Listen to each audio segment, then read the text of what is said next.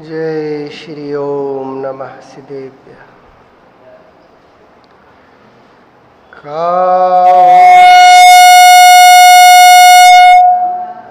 कारणमुकारं जिण बर बस हस बड मानस दंसन मगम ओछामी जहा कम्मम समासेड़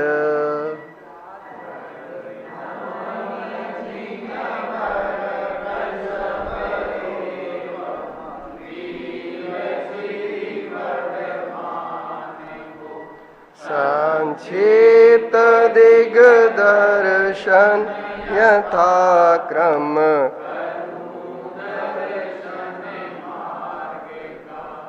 अरहंत भासियथम गणहर देवेहिं गतियं समं सुतथमगणथं सवडासाहन्ति परमथम अरहंत भासित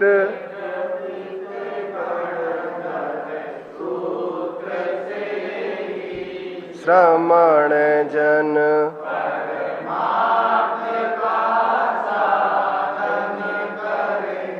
अध्ययन करो हे भव्य सवण हूँ सब दंसी मोहावीय राय पर मेठी वंदी तुति जगवंदा अरहंता भव्य जीवेहिं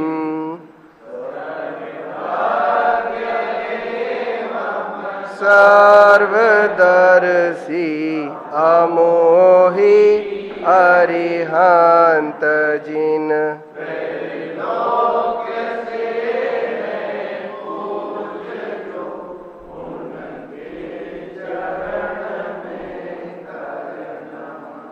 बोध पहुड़ जी। बहु सथ अथ जाने संयम सम्मत शुद्ध तव यरणे वंदिता आयरी कषाय मलवजिदे सुदे शास्त्रज्ञ है सम्यक्त संयम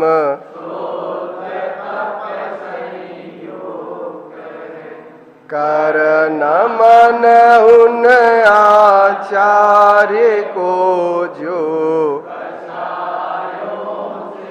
रहित हैं। वीतरागी देवशास गुरु के चरणों में बारंबार नमस्कार हो। ओम नमः सिद्धम, ओम नमः सिद्धम, ओम नमः सिद्धम।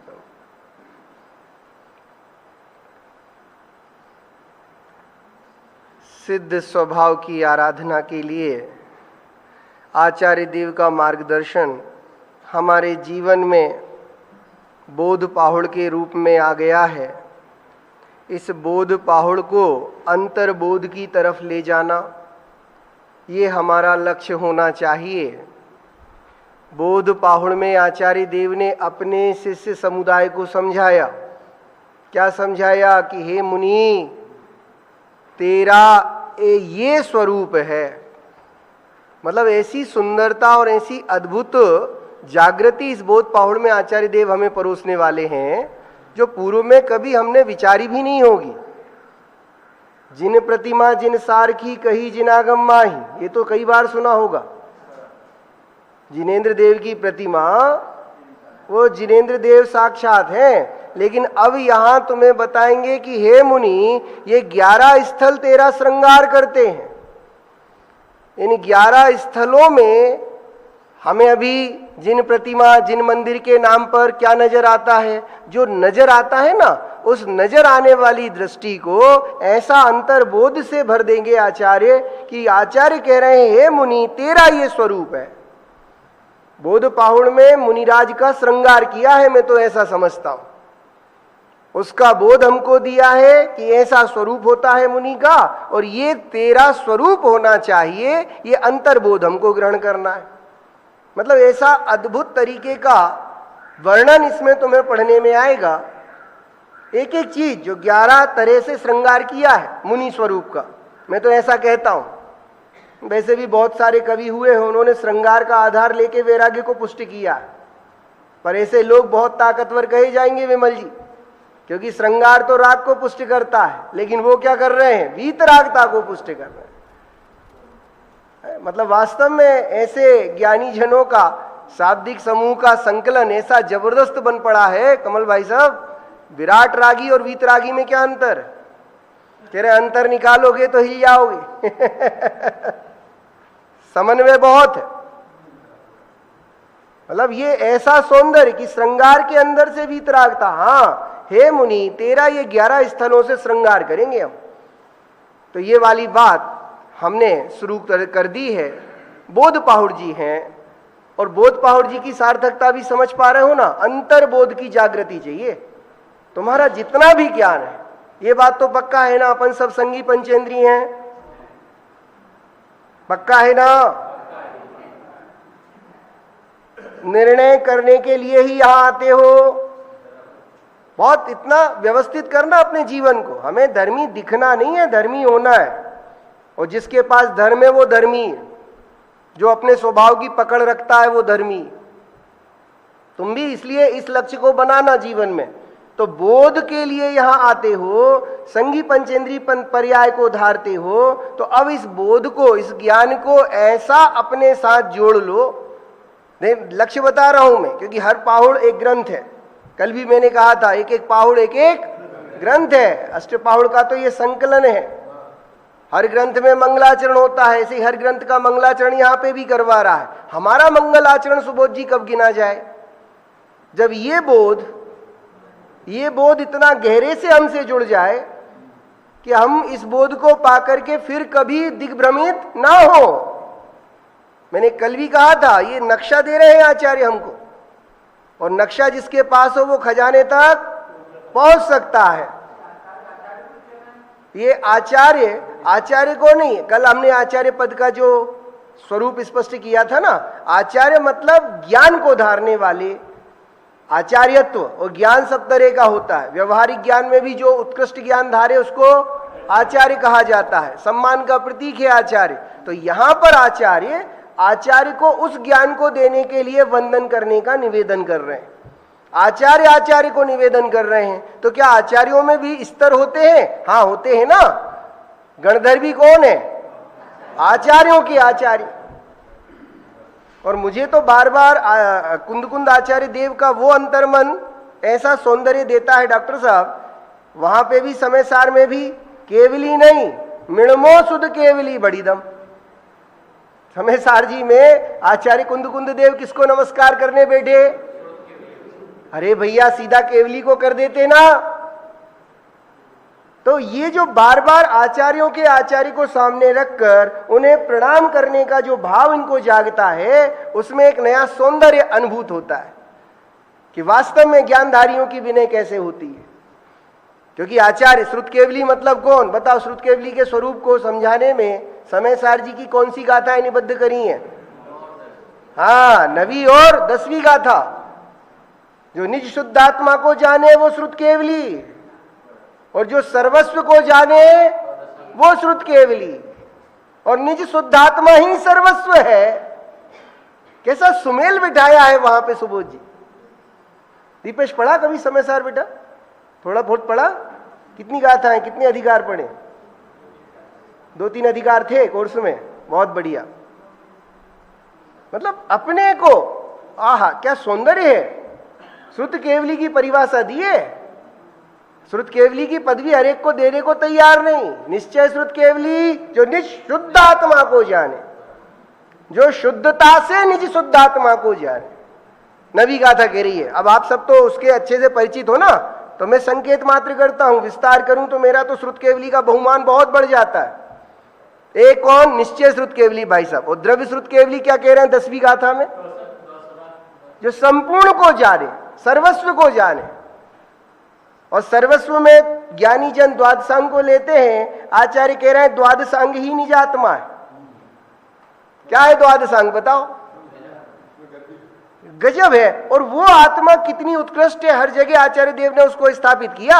अभी अपन पढ़ेंगे, वो सीधा सीधा कहेंगे ये जो 11 स्थल में जो 7 है ना, वो तो वो शुद्ध आत्मा है। 11 में से 7 स्थल शुद्ध आत्मा है, तेरी आत्मा है। अब मैं अपनी आत्मा को इस स्वरूप से नहीं जानूं तो मतलब अपने घर का परिचय बराबर नहीं है। अपना घर जानते हो ना, सामने के दरवाजे से रोज प्रवेश करते हो। कभी कभार तुम्हें घर के पीछे से ले जाकर खड़ा कर दिया जाए और कहा जाए ये तुम्हारा घर है, तो पहचान तो कर पाओगे ना? कर लेना। यानी हमें हर एंगल से अपने घर का पता दे रहे हैं। ये तेरा घर, ये तेरा घर। चारों कोनों से खड़े होकर भी देखे तो ये तेरा घर। ऐसे जैसे अपने घर का परिचय हमें गहरा होता है, अपने निज स्वभाव का गहरा परिचय करें, इसके लिए बोध पाहुड़ का जन्म हुआ है। तो कल हमने आचार्यों को नमस्कार किया था। आचार्यों की भक्ति का पहला शब्द आया है, देखो डॉक्टर साहब, जिनेश जी, बहु सत्य अर्थ जाने। जो बहुत सूत्रों को और उनके अर्थों को जानते हैं, यहीं से एकदम बहुमान का भाव पैदा हुआ। और सही बात है, हमारे को भी जो ज्ञानी होते हैं उनका बहुमान सहज वर्तता है, वर्तना चाहिए। यदि नहीं वर्ते तो भी हम मूर्ख हैं। यहां तो क्या बोला है, जिन शास्त्रों में आगम में कई जगह लिखा है, ज्ञान की आत्मज्ञान की 2 बातें किसी को मिले। अरे भाई, ज्ञानी का तो हृदय नाच उठता है। श्रीमद जी को क्या क्या भाव आया था प्रभु है? अहो, शास्त्र मिलते से ही गाथाओं का, 2 गाथाओं का, यानी इतना अल्प बोध। अरे अल्प बोध नहीं था, वो तो परम बोध था। धन्य है, कहां है वो ग्रंथ जिसमें ये अशरीरी बनाने वाली ताकत है। ऐसा ऐसा अंतर्बोध जागता है। तो वो बोध पाहुड़ अपने लिए आया, आचार्य का बहुमान आया। और फिर दूसरी गाथा में भी अपन ने कह दिया कि भैया आचार्य देव जिनेन्द्र देव का ये कथन देखना, अभी आचार्य देव कह रहे थे और अब क्या कह रहे हैं? जिनेन्द्र देव। जिन वरेहिम जय बढ़ियम। क्योंकि आचार्य देव जो बताएंगे वो जिनेन्द्र देव की बात है। अब केवली और श्रुत केवली में आचार्य देव श्रुत केवली को क्यों पकड़ते हैं, ये बात विचारणीय है, इसका मंथन करना। जैसे अपन भी ध्यान रखना, इसमें बहुत गहरे अर्थ है। विमल जी, तुम नमो अरिहंताड़म पहले क्यों बोलते हो, सिद्धाड़म क्यों नहीं बोलते? वैसा ही भाव है इसमें, क्योंकि जिनसे हमको कुछ मिला है, ध्यान रखना। क्यों मनोज जी? हाँ, जिनसे हमें कुछ मिला है। तो आचार्य देव भी श्रुत केवली के चरणों में, आचार्यों के चरणों में वंदिता आ रही है। पहले प्रणाम क्यों कर रहे हैं? इसलिए अपने को भी भैया, क्योंकि जिससे कुछ मिले उसका उपकार तो सदा मानना चाहिए। उपकारी का उपकार नहीं मानोगे तुम्हें पात्रता जागृत नहीं होगी। आचार्य देव कहते हैं उपकारी का उपकार मानना भी एक पात्रता है। कितने कितने उदाहरण बोलो भाई साहब। शेरनी का दूध कहां टिकता है? अजीत जी आज तक प्रयोग तो नहीं किया, सुना है माना है कहां टिकता है? और यदि दूसरे पात्र में अपन उसको निकाल ले तो है क्षरण कर देगा बाबूजी। ऐसा है? आप लोग तो कितनी उम्र का अनुभव रखते हैं, कितनी बार ये बातें सुनने में आई। मतलब पात्र की भी पात्रता ताकतवर चाहिए। यदि कचास है तो उसमें भी ये टिकने वाला नहीं है। प्रकृति भी कई नियमों से, कई सुंदर विधान से हमको समझाने की कोशिश कर रही है, उसे हम बराबर जाने। तो कल अपन ने 2 गाथाएं करी थी, 2 गाथाओं के शाब्दिक अर्थों से आपकी जागृति बराबर बनी है। ये जिन मार्ग जो अपना ले उसके लिए सुखकारी है। तो कल अपन ने पढ़ा था 6 काय सुहंकरम सुणहम। षटकाय के जीवों को ये सुखी बनाने में समर्थ है। समझना, अब 6 काय के जीव कहकर जीव मात्र के लिए है, ऐसा कहने का आचार्य का प्रयोजन है। क्योंकि असंगी पंचेंद्री तक तो करुणा के पात्र हैं इसलिए वो तो कि जो अपना ले, जैन धर्म किसका है? जो अपना ले उसका है। ये सुंदरता इसमें जानना। आज आगे बढ़ते हैं भावार्थ पे। यहां आचार्यों की वंदना की उनके विशेषण से। विशेषण तो समझते हो ना, जो अपन ने पहेली बनाई थी, नाम नहीं लिया था किसकी बात कर रहे हैं, पहेली बना दी थी कि जो बहुत सारे अर्थ सूत्रों को जानते हैं, संयम से संयुक्त हैं, तप से संयुक्त है, बताओ वो कौन? वो आचार्य। तो विशेषणों से जाना जाता है, डॉक्टर साहब आ गई ना बात, कि गणधर आदि से लेकर अपने गुरु पर्यंत सबकी वंदना है। अब आचार्य को वंदना कर रहे हैं तो अटपटा लगेगा। अरे अटपटा कुछ नहीं है, आचार्य के भी आचार्य हुए, जो उनको दीक्षा दे सो आचार्य। और अपन ने पढ़ा था ना बहन, कुंद आचार्य की परंपरा। हाँ, भद्रबाहु द्वितीय से लेकर कुंद आचार्य तक जाओ, या कुंद आचार्य से लेकर भद्रबाहु द्वितीय तक चले जाओ। तो कुंद आचार्य को दीक्षा किसने दी थी कमल जी? हाँ, वेरी गुड। कुमार नंदी कहो या जिनचंद्र कहो, एक बात। और दीक्षा लेते से ही नाम बदल गया था। नाम क्या रखा गया था कुंद आचार्य देव का? पद्म नंदी। तो पद्म नंदी नाम से कुमार नंदी का बढ़िया सुमेल बैठता है, तो कुमार नंदी भी कहो तो चलेगा। जैसे हमारे आचार्य देव के 5 नाम हैं, ऐसे उनके आचार्य के 2 नाम प्रसिद्ध हैं, जिनचंद्र और कुमार नंदी। कुमार नंदी जी को दीक्षा किसने दी थी? हाँ, अब तो बराबर चल सकते हो, माघ नंदी। और माघ नंदी के जीवन से कुछ घटनाएं हैं जुड़ी हुई। हाँ, क्यों प्रभु, कौन सी घटना याद आती है? सोचो तो, क्या परिणति है। माघ नंदी जी उत्कृष्ट श्रुत के ज्ञाता है, और मोह की परिणति जब जागृत हुई, कुमार की लड़की से शादी कर गृहस्थ बनकर उसके साथ घड़े बनाना सीखने लगे। घड़े बनाते थे और उन्हीं घड़ों का अलाव जलाया। मतलब ऐसी पूरी पढ़ना आप, माघ नंदी जी बहुत प्रसिद्ध है। और श्रुतबोध पुनः कैसे जागा, दीपेश खबर, वो कहानी भी पता है? हाँ, संघ के ही 2 मुनिराज गुजर रहे थे पास से, उनको अपने अंदर में शंका पैदा हुई। कहा इसका समाधान कौन कर सकता है? कह रहे कर सकते थे माघ नंदी जी, जो संघ में थे, लेकिन अब वो नहीं है। और ये सुनकर के अंदर वो जाग गया कि धिक्कार है ऐसी परिणति को। क्या क्या वीतरागता के कैसे कैसे सोपान। सोचो, जीवन में अनेक ऐसे उतार चढ़ाव आते हैं, ज्ञानी जन समझ जाते हैं और मोही तो मोही ही बने रहते। क्या ऐसे सोपान अपने जीवन में नहीं आए? विमल जी, वो तो उन घटनाओं का मतलब ऐसा लगता है कि हे नर तेरी मति कोने हरी है। बहुत ऐसा भाव आता है भाई, अपने जीवन के इन उतार चढ़ाव से सबक लो, नहीं तो मुझे तो तुम्हारे संगी पने पे क्वेश्चन मार्क लगाने का मन कर रहा है। काहे के संगी हो तुम? अनुभूति नहीं करते, निर्णय नहीं करते हैं? कोरोना काल में कितना उतार चढ़ाव का जीवन में आप लोगों ने देखा, नहीं देखा है? तब जाके धन संपदा की निरर्थकता भी नजर आने लगी थी। लोग हाथों में नोटों की गड्डियां लेके घूम रहे थे। दिल्ली की स्थितियां हैं, बताइए लोगों ने, है साहब, कहीं से ऑक्सीजन सिलेंडर, कहीं से ये, कहीं से वो दिलवा दो, इंजेक्शन, पैसे ले लो, डबल ले लो, ट्रिपल ले लो, दिलवा दो। मतलब तब जाके पैसे की निरर्थकता नजर आई। बोलो, ये जीवन में ऐसे बड़े बड़े झोल हमारे भी आए कि नहीं आए? हम तो बस वो गई और स्थिति बदल गई, फिर से रागी भूमिका में वो दूसरी तरफ चढ़ गए। मतलब ऐसा जो पद लिखे हैं ना ज्ञानी पुराने काव्यकार गीतकारों ने, जहां भोर उगते उछाह गीत गान देखे, सांझ समय ताहे थान हाय हाय परी। जहां सुबह निकल रहे थे तो बढ़िया बाजे बज रहे थे, लोग नाच गा रहे थे। पता किया क्या हुआ, किला साहब नया मेहमान आया है। शाम को लौट रहे थे, पता चला वहां रुआ रेट मची है। किला क्या हो गया? किला जो आया था वो चला गया। जहां भोर उगत उछाह गीत गान देखे, सांझ समय ताहे थान हाय हाय परी है। और ऐसी जग रीति को ना देखी भय भीत होए। कोई भय नहीं है, चलता है। हा नर मुड़ तेरी मति को ने हरी है। हे भव्य जीव, तेरी मति को किसी ने दिग्भ्रमित कर दिया है।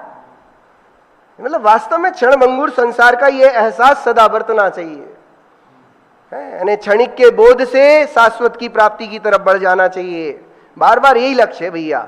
तो आचार्यों को भी ये सुंदरता प्राप्त हुई, उन्होंने हर चीज में ये बात अच्छे से जानी कि भैया मेरे लिए ये जीवन जो मिला निर्णय करने के लिए, जो निर्णय उन्होंने किया है। सोचो माघनंदी जी डाइवर्ट हो गए, कहां पहुंच गए थे संसार में, और कहां संसार से फिर।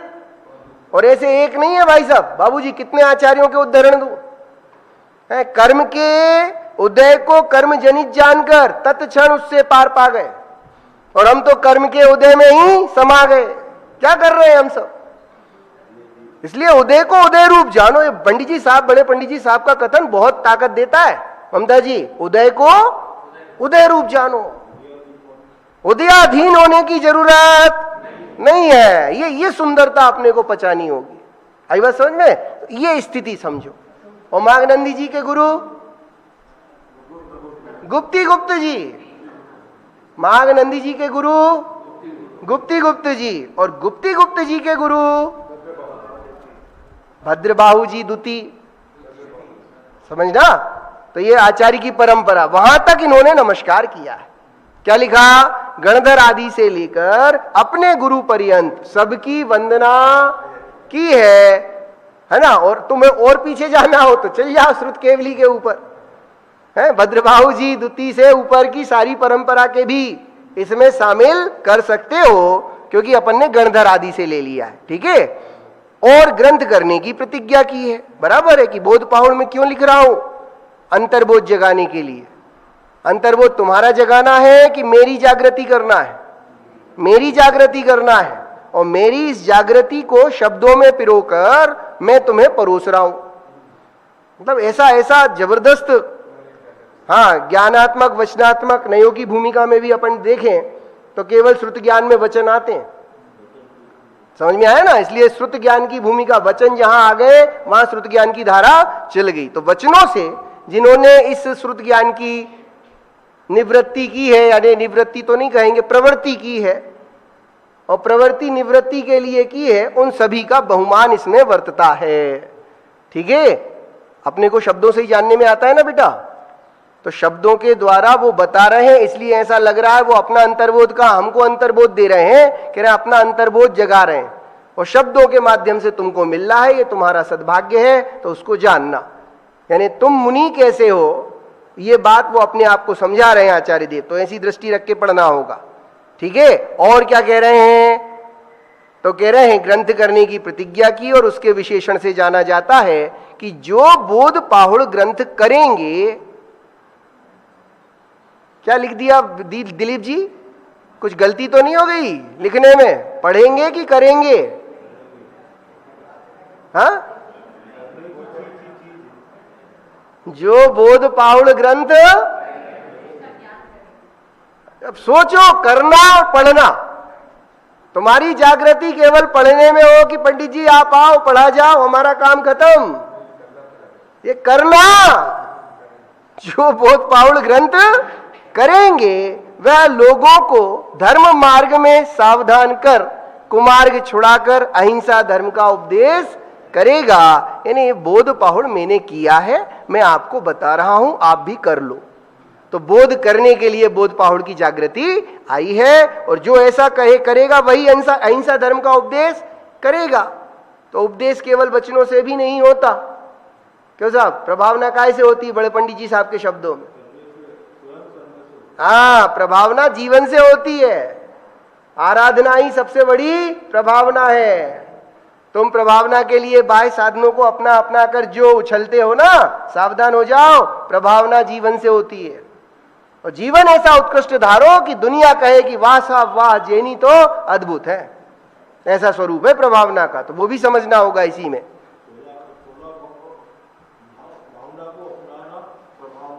बिल्कुल, प्रकृष्ट भावना। प्रभावना का मतलब क्या होता है? प्रकृष्ट भावना। वो भाव मेरे भीतर में जागता है, वो भाव में जीता हूं, वो भाव प्रति समय पीता हूं, इसका नाम है प्रभावना। तो अहिंसा धर्म ऐसे ही पलता है भाई साहब। तुम्हारी एक एक प्रवृत्ति में अहिंसा धर्म की स्वीकृति होना चाहिए। जीवन में कितनी प्रवृत्तियां कर रहे हैं बहन? ढेर सारी। बताओ, उन सारी प्रवृत्तियों में जीव हिंसा का दोष भी कहीं ना कहीं तो लग जाता है ना। तुम्हारे जीवन में सावधानी है रात्रि बहन, सावधानी रखना पड़ेगा, हर एक काम में सावधानी। और ये सावधानी यदि आपके जीवन में वर्त रही है तो इसका मतलब है आपके जीवन में धर्म पल रहा है। सावधानी का नाम धर्म है भाई सब लोग। क्या कह रहा हूं मैं? सचेत होने का नाम धर्म है, जागृति का नाम, और जागृति को ज्ञान कहूं, बोध कहूं बराबर, तो बोध ही धर्म है, कह सकता हूं ना। ये सुंदर समन्वय मिलाओ, जागृत हो जाओ। हम सो थोड़ी रहे, देखो हमारी आंखें खुली हैं, खुली है ना? सो रहा है कि जाग रहे हैं बेटा अपन? है वो बहुत पहले टीवी पे एक एड चलता था दिलीप जी, उसमें वो सामने वाला चाय लाता था, चाय का एड था, कहता था जाग जाओ।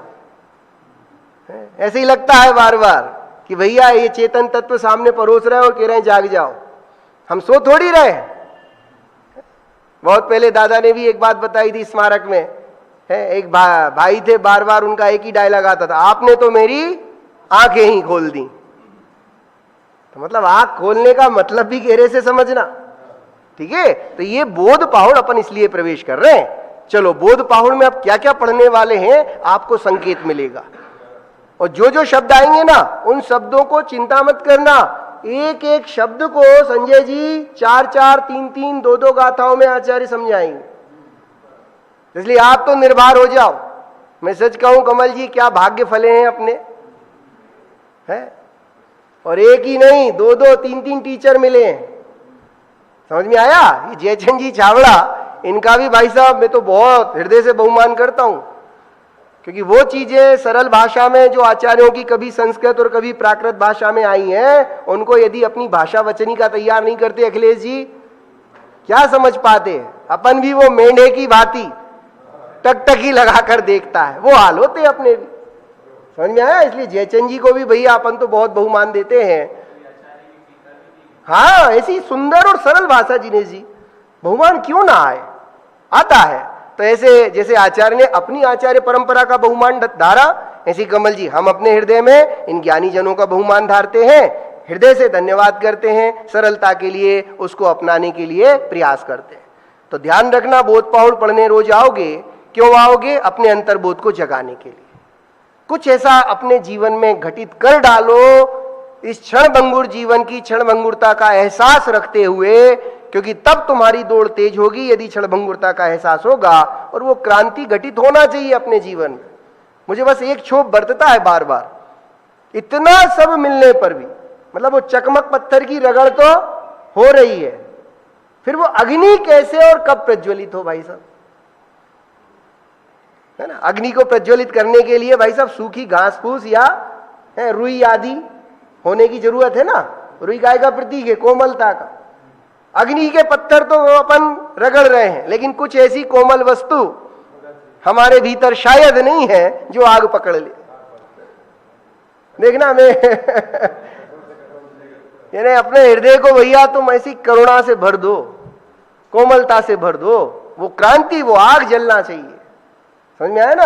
अटल जी की तो कविता भी, तेरे सीने में ना सही मेरे सीने में सही, मेरे सीने में ना सही तेरे सीने में सही, हो कहीं भी आग पर ये आग जलनी चाहिए। क्रांति हो जानी चाहिए भाई साहब। गुरुदेव वो क्रांति की अलग जगह के गए हैं। यदि तुम सच्चे में अपने आप को गुरुदेव की परंपरा का कहते हो ना, तो एकमात्र वो क्रांति है, वो मिथ्यात्व को जला करके और वो सम्यक्त का प्रकाश उपजा करके हम उसी परंपरा के धनी बन सकते हैं। वो क्रांति अपने जीवन में कर सकते हैं। बोध पहाड़ की सुंदरता, उसकी तरफ बढ़ रहे हैं। 11 स्थल है, ठीक है, 2 गाथाओं के साथ। तीसरी और चौथी गाथा आगे इस बोध पहाड़ में 11 स्थल बांधे हैं, उनके नाम कहते हैं। अकेले नाम आ रहे हैं इसमें, ठीक है? तो नाम की स्वीकृति करेंगे, हो सके तो धारणा ज्ञान कर लेना, बाकी तो एक एक शब्द का आगे आगे की गाथाओं में निरूपण सुनने को मिलेगा ही। चलो अपन गाथा में चलते हैं। आय दणम चेदिहरम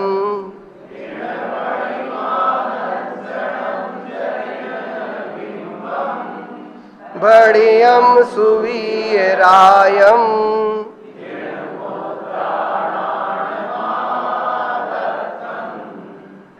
अर्हन्तेन सुधिष्ठम्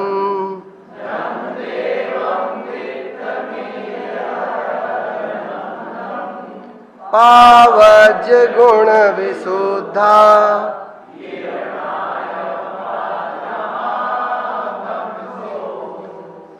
ये प्राकृत भाषा भी अभी ऐसा लगता है पर कुछ शब्द जो बार बार रिपीट होंगे ना, उनको बार बार, जैसे बढ़ियम शब्द देखो फिर आ गया है, वीरायम फिर से आ गया। बोलो कितने शब्द अब तुम्हारे लिए, इतनी गाथाएं पढ़ते पढ़ते यदि शब्दों को बराबर पढ़ते हो तो जागृति देने लगे होंगे और सरल हो जाएगा बहुत कुछ। और एक एक शब्द काय का प्रतीक है। अब वो शब्दों के और क्या गहरे अर्थ है वो तो अपन आगे पढ़ने वाले हैं, ठीक है। तो ये अभी 2 गाथाएं हमने पढ़ी, पर पढ़ने से भी संतुष्टि नहीं मिल रही है, क्योंकि पढ़ने के बाद जो अंतर्बोध जागना था उसकी अभी यहां कुछ कमी दिख रही है। गाथा पढ़ी है, शब्द में पढ़ी है, शुद्धता से पढ़ी है, पर बोलो भाई साहब इस शब्द की शुद्धता से भी तुम्हारा प्रयोजन पूर्ण सिद्ध होता नहीं है। मांगीलाल जी थोड़ा तो सिद्ध हो गया, पूर्ण सिद्ध होता नहीं है। पूर्ण कब सिद्ध होगा? कि जब यही शब्द अपना अर्थ हमारे भीतर प्रकट कर दे, भावासन करवा दे, तभी पूर्णता है ना बहन। चलो अपन उस पूर्णता की तरफ बढ़ते हैं। क्या कह रहे हैं देखो, 2 गाथाओं में 11 स्थल बांधे हैं, ऐसी तो प्रतिज्ञा है, उत्थानिका है, तो 11 अपन ढूंढेंगे ना। पहली गाथा में कितने मिलेंगे संख्या काउंट करते जाना, और दूसरी गाथा में कितने मिलेंगे, ठीक है। तो यहां पे वो सुंदरता भी आपको पकड़ में आएगी। क्या कहते हैं देखो ममता जी, पहले दिया है आयदड़म,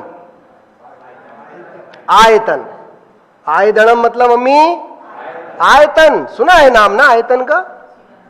हाँ, अपन ने 3 मूर्ता में भी बात करी थी, सम्यक दर्शन के 25-200 में भी बात करी थी।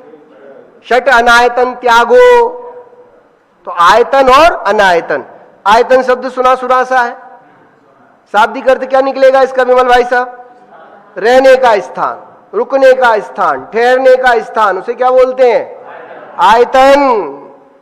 वैसे तो आयतन के और भी अर्थ होते हैं अखिलेश जी, इसका आयतन बताओ, गणित में पढ़ा है? हाँ होते हैं ना आयतन, आयतन निकालो। तो आयतन शब्द का क्या भाव, अभी तो तुमने ये 2 ही 3 भाव पकड़े, आचार्य कौन सा भाव देंगे वो पकड़ोगे तब जाके भाव वासना परिपूर्ण होगी। आयतन रहने का स्थान। हे जीव, तेरे लिए रहने का स्थान कौन सा है? इंदौर में पलासी अच्छी जगह है, क्यों? रहने का स्थान, ये गजब है। अब हालांकि वो संकेत की चर्चा तो अभी कर दी मैंने, विस्तार की चर्चा आगे आने वाली। क्यों बाबूजी, सिद्ध भगवान कहाँ रहते हैं? उत्तर। कहाँ रहते हैं भैया? वो आयतन, सिद्ध क्षेत्र, सिद्ध शिला, आहा बस। तो जैसे वो उत्तर तुम्हारे लिए सटीक है ना, पकड़ में आती है ना बात, कि अपने आत्म प्रदेशी मेरा आयतन है, तो यहां पे भी आयतन शब्द का वो जागृति पूर्ण अर्थ करवाएंगे। अभी तो शब्द याद करो, बराबर। एक याद हो गया, आयतन, ठीक है। 11 में से 1 खत्म, 10 का बोझ है। आयदड़म, फिर चेदिहरम, चैत्य ग्रह, चैत्यालय। हाँ, चैत्यालय, वास्तव में चैत्यालय शब्द बड़ा सुंदर है।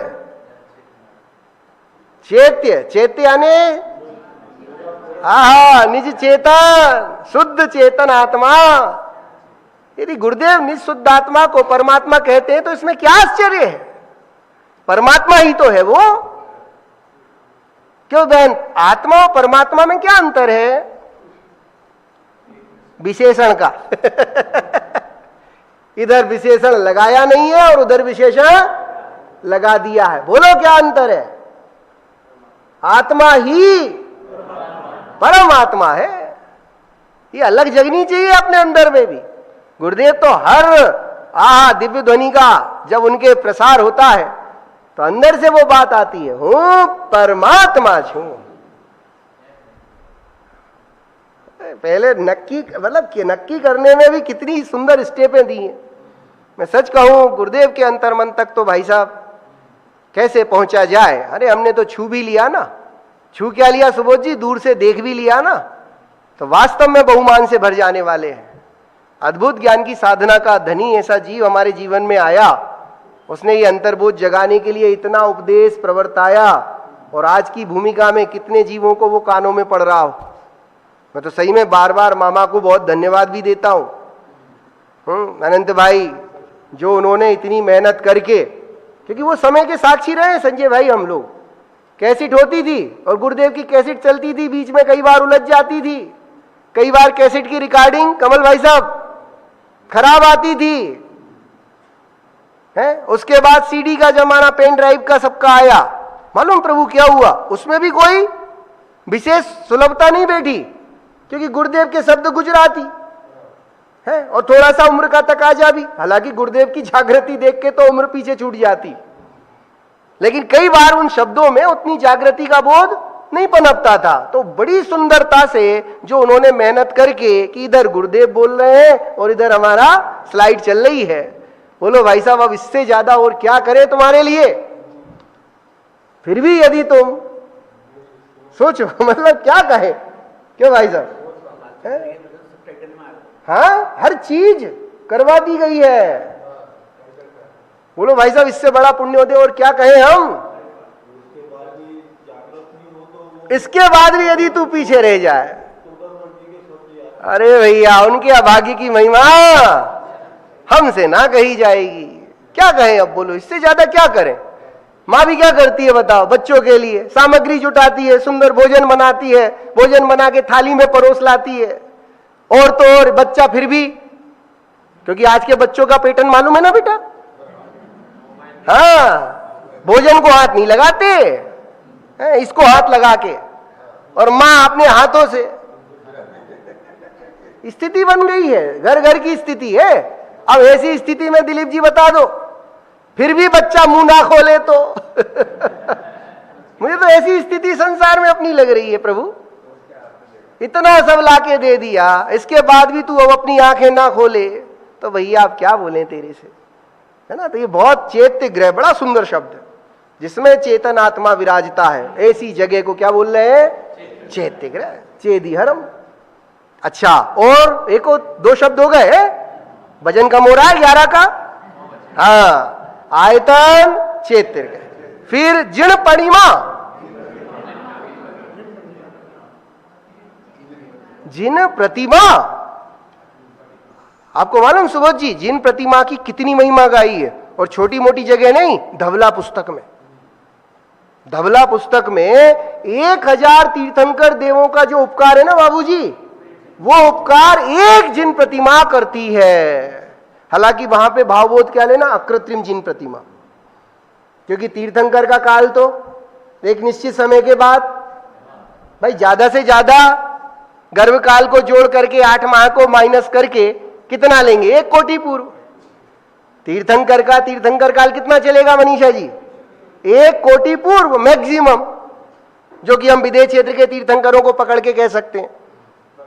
लेकिन अकृत्रिम जिन प्रतिमा कब से है और कब तक रहेगी, मतलब मैं तो पढ़ पढ़ के हैरान हो गया। मतलब इतना सौंदर्यपूर्ण कथन है वो कि कितने मिथ्या दृष्टियों से, कौन सादी मिथ्या दृष्टि की महिमा, कि 1000 मिथ्या दृष्टि एक तरफ और एक सादी मिथ्या दृष्टि एक तरफ, दोनों की वैल्यू बड़ा। सादी मिथ्या दृष्टि, फिर सादी मिथ्या दृष्टि और सन्मुख मिथ्या दृष्टि, ऐसे एक एक स्टेप पे उठा के लाए हैं। कितने गणधर और फिर एक तीर्थंकर, और कितने तीर्थंकर, तो 1000 तीर्थंकर एक तरफ और एक जिन प्रतिमा एक तरफ। अब सोचो वो कितनी उत्कृष्टता से वो जिन प्रतिमा को देख रहे हैं। समझ में आया ना, ये भावना दी गई है। अब धवला पुस्तक को जो नकारे सो नकारे, क्यों मनोज जी, धवला पुस्तक सठखंडागम, अरे भैया ये मूल ग्रंथ है, परवर्ती आचार्यों के ग्रंथ भी उत्कृष्ट हैं, लेकिन जो लोग नहीं जानते, नहीं समझते वो इन ग्रंथों को ही, तो इसलिए धवला, महाधवला, जय धवला, ये सारी की सारी टीका है। ये तो खबर छेना बराबर दूसरी बार बात आ रही है, धवला महाधवला षटखंडागम की टीका। श्लोक प्रमाण भी बीच बीच में बोल ही देता हूं ताकि आप लोगों के दिमाग में बार बार सुन के जागृति बने। धबला में कितने?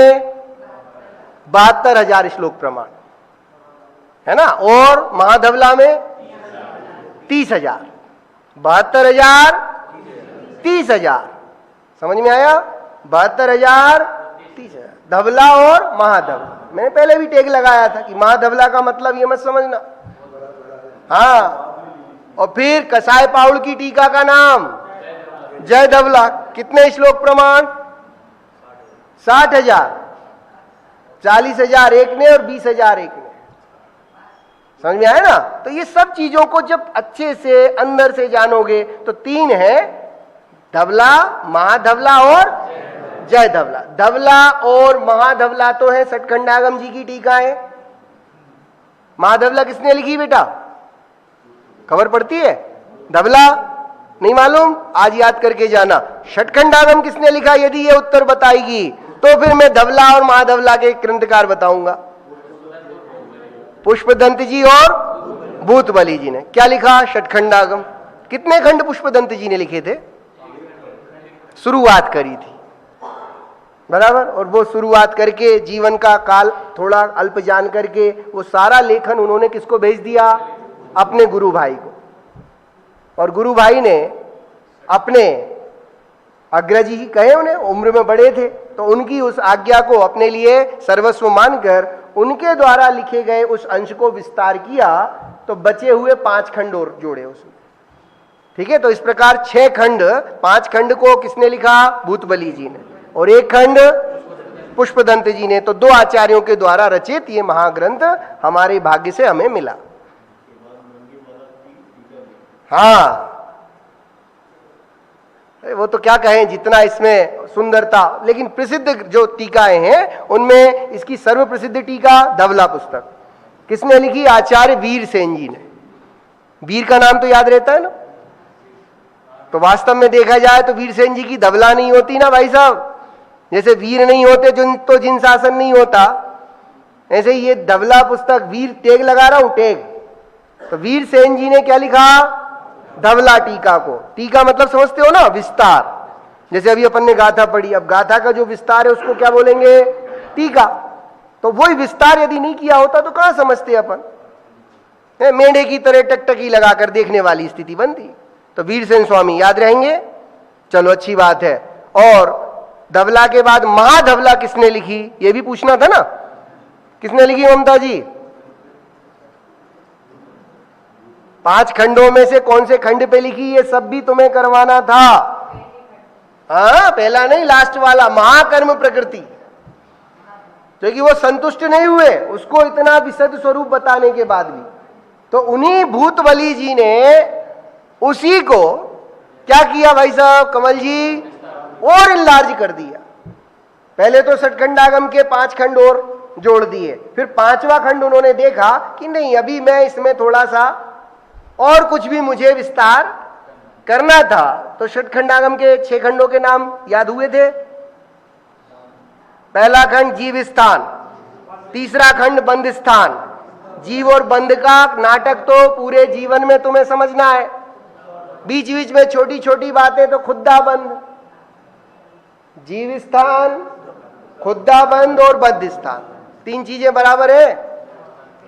खुद्दा बंद यानी खुदरा बंद, रिटेलर, क्षुद्रक बंद, क्या बोले इसे, जो बोलना है बोल सकते है ना। तो जीव स्थान और बंद स्थान, इन 2 को दिमाग में रखा करो, क्योंकि सच बोला जाए तो भेद ज्ञान के लिए स्वाध्याय चल रहा है। जीव और बंद की प्रक्रिया भली भांति जान जाए, अलग अलग कर लें। तो जीव स्थान, बंद स्थान और बीच में खुद्दा बंद, बराबर। 3 खंड तो याद हुए ना। अब अगले 3 कौन से थे? वेदना खंड, वर्गणा खंड और बंद प्रकृति। देखो, अब बंद स्थान में भी काय की चर्चा आई होगी अखिलेश जी, बंद का। लेकिन ये बंद की चर्चाएं कोई कमजोर नहीं थी, बहुत विस्तार से करी हैं। तो फिर अगले 5वें 6ठे खंड में क्या कर दिया विमल भाई साहब? महाबंद प्रकृति। ले भाई, इसको ही मैं और इनलार्ज करके समझाता हूं, तो कौन सी चर्चा आ गई राश्री बहन? महाबंद प्रकृति। लो भाई, और इसके बाद भी माला दीदी क्या बोले हम? वो महाबंध प्रकृति से भी संतुष्टि नहीं हुई। तो उस एक खंड को उठाकर आचार्य देव ने कहा नहीं, इस पे थोड़ा सा और प्रकाश डालना चाहिए। उन्होंने महाधवला 30,000 श्लोक प्रमाण की स्वयं टीका लिखी। तो महाधवला के रचयिता भी कौन निकले? भूतबली जी, पुष्पदंत जी नहीं, ठीक है ना। पुष्पदंत जी का तो हाँ, इसलिए अब भूतबली जी की टीका है कौन सी? महाधवला। ऐसा भावबोध्य को अपनी जिनवाणी का मूल सोर्स पता होगा ना, तो अपना बहुमान बढ़ता रहेगा। तो धवला महाधवला और जय धवला वो कसाय पाहुड़ जी की टीका है, ठीक है ना। सब जानना पहचानना, अनेकों बार चर्चाएं आ गई हैं। जब भी चर्चा आएगी तब तब मैं तुम्हारे ज्ञान की परीक्षा कर लूंगा कि पूर्व में दिया है, कुछ तो समझ में आया था कि नहीं। तो इस प्रकार से ये जिन प्रतिमा, ये शब्द 3 चीजें हो गई, ठीक है। आयतन, चैत्यग्रह, जिन प्रतिमा है, और दंसरम,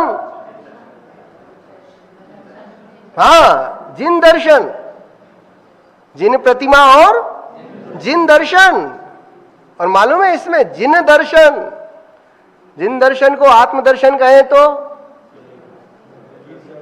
हर चीज को आत्मा से कनेक्ट करना है, ये बात ध्यान रखना। अब आप कैसे आगे कर पा रहे हो नहीं कर पा रहे हो, ये अभी का ज्ञान आपका, उसी ज्ञान को ताकत कौन देने वाले हैं? आचार्य, अपने शब्दों में भाई साहब। जिन दर्शन जैसे ही आप किसी से कहोगे तो आपको क्या लगेगा? वो व्यक्ति मंदिर गया है, मंदिर में भगवान की प्रतिमा को उसने नमस्कार किया है, देखा है और आ गया है, मतलब जिन दर्शन इसका हो गया। हम यहीं तक संतुष्ट रह जाते हैं। अब जिन दर्शन यानी क्या, वो आपको आगे समझाने वाले हैं। हालांकि संकेत तो पकड़ में आ गया ना ममता जी, जब तक ये नहीं देखा तब तक हाँ, जिन प्रतिमा जिन सार की और दव्वत गुणत पज्जयत हिम, क्या जो जान दी अरहंतम ऐसी स्थिति का दर्शन। तो चलो भाई, कितने शब्द हो गए? 4 हो गए। और जिन बिंबम, कह रहा आपने जिन चैत्य ग्रह कह दिया था, जिन प्रतिमा कह दी थी, फिर से क्या बोल रहे हो? जिन बिंब। तो जिन बिंब और जिन प्रतिमा क्यों भाई साहब? जिन बिंब और जिन प्रतिमा, कुछ डिफरेंस दिख रहा है ना, होना चाहिए ना, तब तो 2 बार आ रहा है। क्वेश्चन रखना, मैं हर क्वेश्चन का समाधान भी नहीं करूंगा। वैसे चंद्रमा और चंद्रमा का प्रतिबिंब 2 चीजें होती है ना, जल में दिखने वाला चंद्रमा का बिंब और वो चंद्रमा, तो चंद्रमा और चंद्रमा का बिंब। ऐसे ही वहां पे जो बोला था जिन प्रतिमा है और ये जिन बिंब, अब दोनों के बीच में और कैसी सुंदरता है। देखो, कुछ ना कौतूहल और कुछ रोचकता तो रहनी चाहिए ना, इसलिए इस क्वेश्चन को अपन अनुत्तरित छोड़ देते हैं वहीं पढ़ेंगे उन गाथाओं में और फिर से कंपेयर करेंगे उठा के जिन प्रतिमा और जिन बिंब। कितनी चीजें आ गई पहली लाइन में? 5 हो गई, बहुत बढ़िया। 11 में से 5। अच्छा, तो जिन प्रतिमा, लेकिन जिन बिंब के साथ एक चीज जोड़ दी, भणियम सुवीरायम। अच्छा, ये सुवीरायम शब्द कमल जी अपन सबके साथ लगा सकते हैं, समझ में आया ना? सुवीरायम, वीरायम मतलब वीतरागता से भरी हुई, और सु यानी भली प्रकार से। तो सुवीरायम मैंने भली प्रकार से वीतरागता से युक्त जो है वो कहा है किसको? अब अगला जिन मुद्दा, हाँ, जिन मुद्रा मतलब 3 चीजें क्यों भाई साहब? हाँ, जिन प्रतिमा, जिन बिंब और जिन मुद्रा। सोचो, और ये सारी की सारी चीजें है मुनि तुम हो, है मुनि तुम हो, ऐसा कहने वाले हैं आगे। तब देखो शब्दों की जागृति हो रही है धीमे धीमे। हाँ, जिन मुद्दा और णाणम, णाणम ज्ञान स्वभाव, ज्ञान है। आदत्तम यानी ये आत्मा ही है, आदत्तम ये सब आत्मा ही है। तो बोलो ज्ञान आत्मा ही है, ये बात तो दिलीप जी सहज स्वीकृति में है। तुम्हें अटपटा क्या क्या लगेगा कि आत्मा की एक मुद्रा को कह रहे हैं जिन मुद्रा, आत्मा के ही बिंब को कह रहे हैं जिन बिंब, और आत्मा की ही अचलता को कह रहे हैं जिन प्रतिमा। यानी हर चीज कैसे आत्मा से जोड़ करके सुंदरता से समझाने का प्रयास आगे करेंगे। तो जो कहने वाले उसका संकेत कर दिया, अरे मुनि तुम ये हो। अब बोलो भाई साहब, मुनि को जो अपन बोलते हैं ना, चलते फिरते सिद्ध, और सिद्ध मतलब शुद्धात्मा। तो हे मुनि तुम शुद्धात्मा हो, ये सब शुद्धात्मा के लक्षण हैं। ये सौंदर्य अपने को मिलने वाला है। ठीक है, समझ में आ रही है बात? कठिन तो नहीं लग रही? मैं इसलिए बहुत आराम से चल रहा हूं।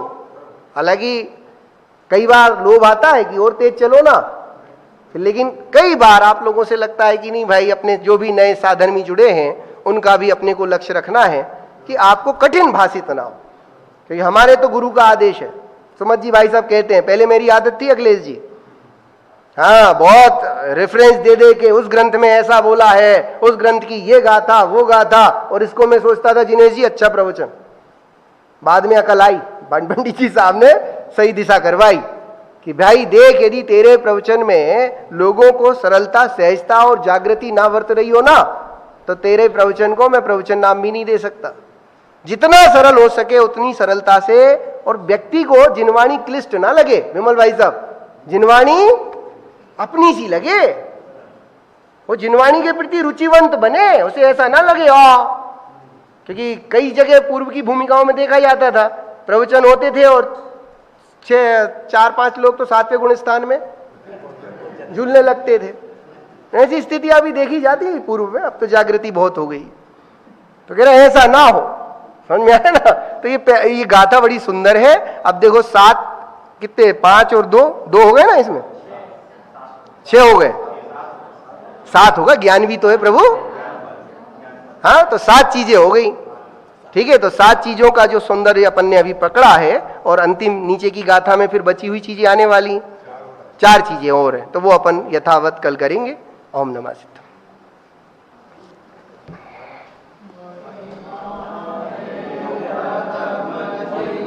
हम की महिमा है, सुनत जड़ भी न पिछानी, हम चिन्ह मूर्ति आत्म की महिमा है। अगाधिक दुख कारण जाने, त्याग दीनी बुद्धि ब्रह्म की महिमा है।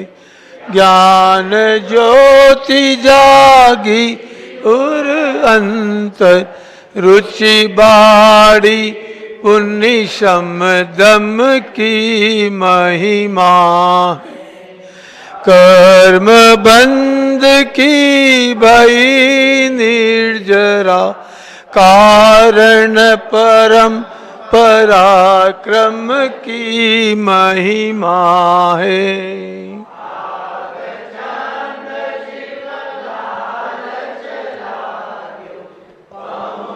नहीं है जहाँ जम की महिमा है, महिमा है अगम जिना कम की महिमा।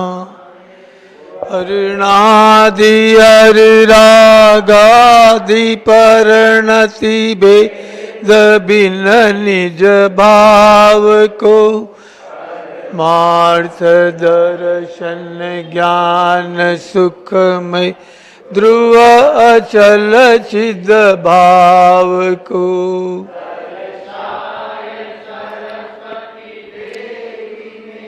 राखिया परम उपकार है,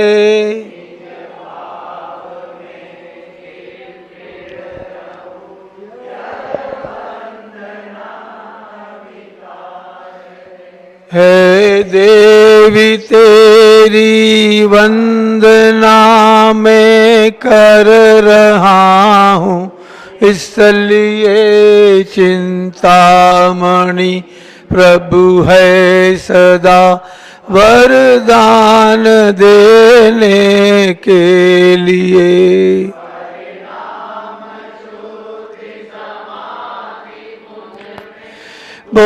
बोधि का संचार हो प्राप्ति स्वात्मा की तथा शिव सौख्य हो।